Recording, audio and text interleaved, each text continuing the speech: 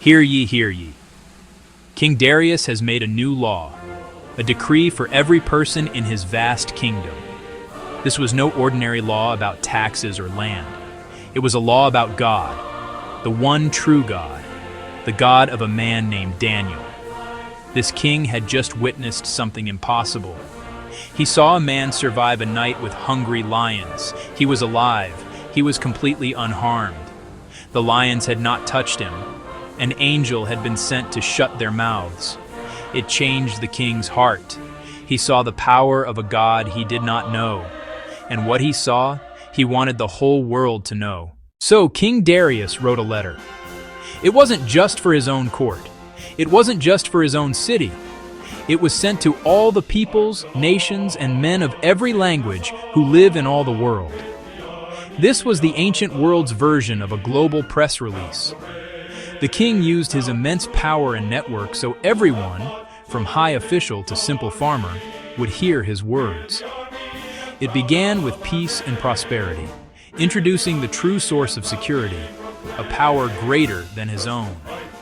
He could have hidden it or called it a fluke, but the evidence was too strong. Daniel lived, the lions were real, the danger absolute. He issued a decree, law, final, unchangeable, staking his reputation on Daniel's God. In humility, he pointed his empire to a higher king, beyond borders, armies, and even nature's laws. The heart of the king's message is found in verse 26. He commands that in every part of his kingdom people must fear and reverence the God of Daniel, for he is the living God, alive, not carved, dynamic, thinking, feeling, acting. A statue can't shut a lion's mouth. Only a living God can. He endures forever. His kingdom will not be destroyed. His dominion will never end. Darius knew human power is temporary. All kings die. All empires fall. But the God of Daniel rules before we are born and after we are gone. This everlasting kingdom was revolutionary. Ultimate stability beyond conquest. Not built on armies or wealth, but on his nature. It cannot be shaken. While the world is chaotic, the King of Heaven remains on his throne, forever. After proclaiming who God is, Darius describes what God does. He rescues and he saves. He performs signs and wonders in the heavens and on the earth. Not abstract, action. God is near, involved in human lives. To rescue is to be snatched from danger. To save is to be delivered into wholeness. God does both. Signs and wonders arrest our attention. Supernatural power, unmistakable. In the heavens and on the earth, no realm beyond his reach. For Darius, the sign was undeniable. Daniel, safe after a night with lions. The decree concludes with evidence. He has rescued Daniel from the power of the lions. Personal, concrete, a testimony. God's power has purpose. He rescues and saves his people, responding to faith.